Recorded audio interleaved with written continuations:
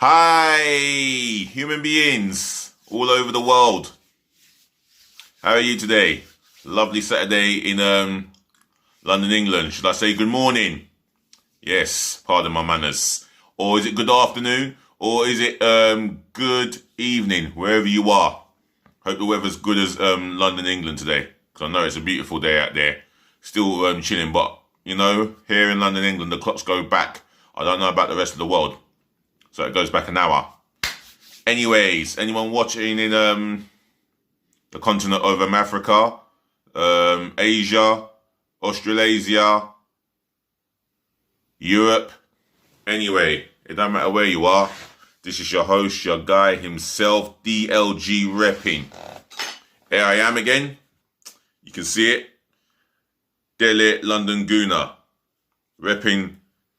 Spelt Romeo, Echo, Papa, Indigo, November. And I'm still gassed because I've got my first ever 100 subscribers. Now I ask for 1,000 and above subscribers. Yes. I'm counting down the number of days. I'm just going to count down the number of subscribers. How many days, weeks, months it will take? I don't care. Let's go for 1,000 subscribers and some more. And bear more. So, before I start, speaking of subscribers, yes, please help me to click the thumbs up like button for me, yes? Click that share button for me.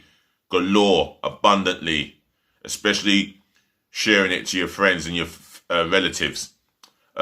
You got an opinion, any thoughts, suggestions, leave it in the comment section below. Flood it. And yes, massively, DLG asks for more subscribers, please. Yep. Do subscribe to the channel by smashing that subscribe button hard, abundantly, and passionately all over the place. Galore. So let me ask if anyone's watching in Thailand. Shout out to those, shout out to those from Thailand. First time I've shouted you out. Anyone watching in Bulgaria? Is anyone watching in Kosovo? Anyone watching in Brazil? Is anybody watching in China? Is anybody watching in Pakistan? Is anyone watching in India? Shout out to all the nations I've called out so far. Let's shout out some more nations. Costa Rica. Let's shout out Panama. Let's shout out Gibraltar. Let's shout out to Wales. Let's have a shout out to France. Let's have a shout out to Sweden. Let's have a shout out to Colombia again. Let's have a shout out to Israel. Let's have a shout out to Cyprus. Can we have a shout out to Greece? Can we have a shout out to Botswana? Or can we have a shout out to South Africa? Can we have a shout out to Belgium? Can we have a shout out to Angola? Can we have a shout out to Tanzania? Can we have a shout out to Barbados? Can I have a massive shout out to Grenada? And can I have a shout out to Qatar, and a shout out to Saudi Arabia, and one more, a shout out to the Netherlands. All right, I'm shouting out all the nations around the world here. Let's get started. Whoops, do bear with me. Just another hiccup. Manchester City v Chelsea will be shown live on the BBC channel.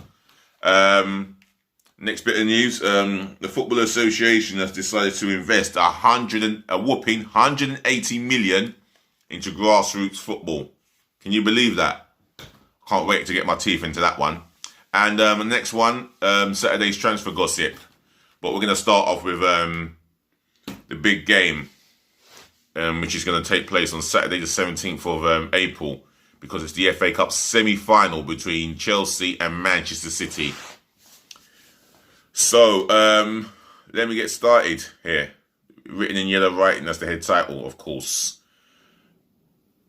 The FA Cup semi-final between Chelsea and Manchester City at Wembley will be broadcast live on BBC One and the BBC iPlayer on Saturday the 17th of April. 8-time FA Cup winners Chelsea booked their place with a 2-0 win over struggling Sheffield United. City beat Everton 2-0 to reach the last four as they continue to aim for a quadruple of Premier League, FA Cup, Champions League and League Cup. Leicester City will face Southampton in the other semi-final on Sunday the 18th of April, which is going to be live on BT Sport, I assume. I obviously assume that it's got to be live on BT Sport, not Prime, just BT. But yeah, it's good to see that a big game of that calibre between the two big spenders in the last 10 years. That is the last 10 years that Man City and Chelsea have spent X amount of money. I mean, talk about a decade of spending power. Them two clash at Wembley. And if the weather's anything like this, it will be fitting. And hopefully the game itself will be a memorable one. I'm not going to do a prediction on that and on who's going to win. But I think you'll obviously find out that City are going to be overwhelming favourites and Chelsea will go into this as underdogs. And that's the way it is. It's good that I've covered this news. And Chelsea, Man City fans, if you want to add your say onto this channel or whatever you want to suggest or you got an opinion, leave it in the comment section below. Because I'm going to move on to the next bit of news, and that's grassroots football. And I'm going to read on about this. Here it is. In yellow writing, grassroots football given 180 million boost. The Football Association will invest 180 million in grassroots football in England over the next 4 years. The Survive, Revive, Thrive strategy aims to help the game recover from the impact of the coronavirus. Now, for me, that is very fitting and that's a good that's more than a token gesture. That means a lot, and I think it is a generous thing to do from the Football Association in this country to give back the grassroots. I mean, growing up as a kid, you know, I've participated in grassroots football, and you know what? It's fun. Always been fun. Always enjoyable, and you go home and you want to come back again next week, and as a kid you always want to come back forever. But it's good for the FA to invest such an amount of money into this. Reading on, it includes creating 5,000 new good quality pitches and ensuring girls have the same access as boys to football in schools and clubs. Amateur and junior football will resume on Monday after being suspended during the national lockdown. That's good news. Any parents out there who want to care to come onto my channel, have your say, your opinions, your thoughts, and tell us if you're really pleased with the announcement. Leave it all in the comment section below, as well as smashing the thumbs up like button, sharing to your friends and your relatives, and help me by subscribing to this channel. That's myself and I only, DLG Reppin. Right. Speaking of which, I'm going to move on to the transfer gossip here. Oops, I'll have it. And there we are.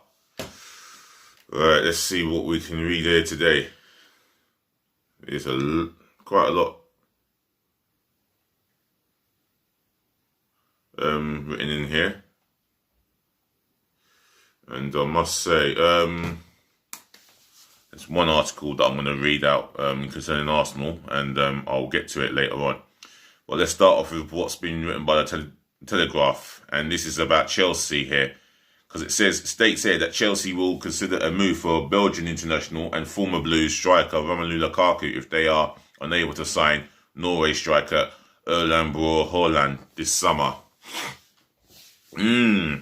Question is, would the player himself want to come back I mean, Chelsea can offer him an astronomical amount of money per week. Would that tempt him to come back into the Premier League? I mean, this Chelsea team at the moment, since Tuchel has taken over the reign, they're still unbeaten. They're defensively more difficult to play against, and they've got something good going for them. And they go into that Man City semi-final with a game plan. I'm sure they will. They're massive underdogs, and I think that will suit them well. In terms of Romelu Lukaku, I mean, Chelsea fans, comment on my comment section below and tell me if you would be happy to have Romelu Lukaku back in your team, and would he get back into the starting 11 ahead of Giroud and Tammy Abraham? Leave it in the comment section below. I would say yes. It's a no-brainer, but that's entirely down to you, Chelsea fans. Manchester City are also interested in Lukaku, who has scored 59 goals in 85 appearances for Inter Milan. Suppose when you play for the top team there, you're expected to score them sort of goals in that sort of appearances. I think the stats are, they work out better for top quality strikers.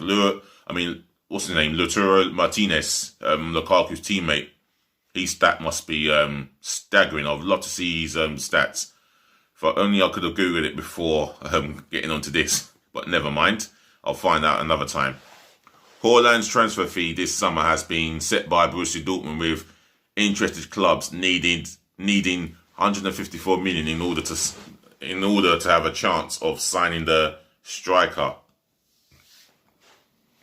Senegal striker Sadio Mane has dropped a huge hint that he intends to stay at Liverpool, even if Jurgen Klopp's side failed to make next season's Champions League. Well, that's some momentous news there if you're a Liverpool fan. I mean, Sadio Mane, how good has he been to you? Tell me, Liverpool fans, how important is he to you right now? At 28, I think he's still important. But Liverpool fans, if you feel differently and you've got an opinion of your own, drop it in the comment section below. Sevilla and Roma are interested in Arsenal and France forward Lacazette. This has been written by the ESPN here. Manchester United are open to a return this summer for 28-year-old England midfielder Jesse Lingard, who is currently on loan at West Ham, and mind you, he is playing well so far. He is playing extremely well for West Ham. Their West Ham fans must be loving him. And there could be talks over a contract extension. This is coming from the Sun here. That seems like it's true, but all is never all true. You never know. Real Madrid president Florentino Perez is reportedly very angry with Manchester United after they entered the race for 24-year-old Spain defender Pau Torres. El Desmarque. I've probably butchered that one up. But hey, my Spanish is not that great, but I'll try. I will try. Big up to you guys in Spain, yeah? All you football lovers out there, big up to yourselves. Liverpool manager Jurgen Klopp has made one final plea to the club's owner to come to an agreement with Dutch midfielder Jorginho Wijnaldum over a new contract. Also, according to the Gazzetta dello Sport, the Reds are also leading AC Milan and Juventus in the race to sign PSV Dutch striker Donyell Malen this summer. Arsenal are favourites to sign Real Betis forward Nabil Fekir. The Frenchman, who's 27 now, has also been linked with Liverpool and Barcelona. Well, I'd rather it be between Liverpool and Barcelona because I think we had our chance with him. And I don't know if this is the signing I would like. I mean, I've not seen him play every week in and week out religiously the way I would watch Arsenal. But one thing for sure, he is a quality talent.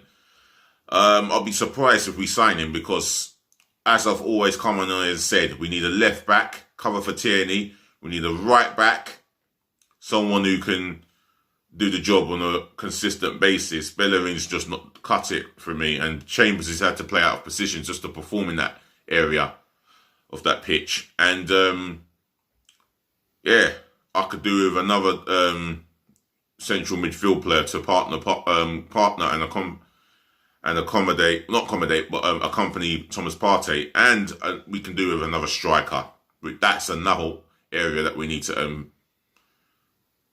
get sorted and pronto. And I hope our Arsenal board meet our demands, because we are demanding for these signings to happen. Otherwise, we can have another shit season. It's up to you, the Arsenal board of directors. It's entirely up to you. If Mikel Arteta's demanding that he wants signings, yeah, help him.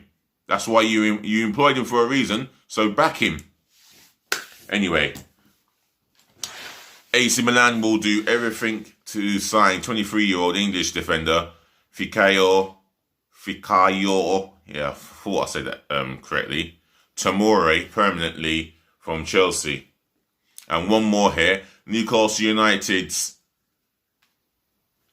I haven't read, permanently from Chelsea, says Honorary Vice President Franco Baresi. Shout out to Franco Baresi, one of the all-time great centre-halves I've seen in my generation. Massive shout out to you. I never knew you were Honorary President at AC Milan, and I like the fact that you've got a nice cushy job there. You can teach Gazidas a thing or two. Anyway, this is coming from Gazzetta dello Sports. I'm going to read one more, and that's Newcastle United's Paraguay midfielder Miguel Almiron has admitted he would like to play in a team that fights more, and made speculation over his future on Turnside. I wonder what he means by that. I've just got to ask the question. I mean, he's a talented young man, full of pace. Sometimes he lacks the end product. But other than that, there is a lot of quality in him. And I think there is a quality top player in Miguel Almiron. I know that Arsenal were linked with him. I remember that far back. Well, we've got the wingers we want. We've got Saka. We've got Martinelli can play in there. We've got Pepe, who's effective on the left-hand side and the right. But hey, anyway, enough about the Arsenal players. I'm going to wrap this up to a T and say, ladies to the gentlemen, to the boys, to the girls, I shout out loud and proud, 100 subs up, and say thank you for listening. Thank you for tuning in. Thank you for watching, and always and also thank you for putting up with me, as you always do. It means a lot to me, and I mean so much to me. I'll be back later on this afternoon after I've probably done a little bit of food shopping. I won't give too much away. Just smash the thumbs up like button abundantly, like no tomorrow. And that goes for the share button. Smash it up like no other tomorrow. Leave your views, your suggestions, your opinions in my comment section below. And do remember to smack that subscribe button for me. Left, right and centre galore. This is DLG Reppin. For those of you that don't know, now you know who I am, yeah? There it is. I'll be sending these anywhere and everywhere all over the world, yeah? I've got another box set coming as well, so be on the lookout. Otherwise, enjoy the beautiful weather. Enjoy your day. If you're just getting up, I've just done a video and you can rewatch it again if you want. I want you to enjoy this video, yeah? And I'll definitely have plans to make this channel a much better channel for the viewers. Upgrade. I can't wait for the upgrade. Other than that, I'm out of here, yeah? Be nice.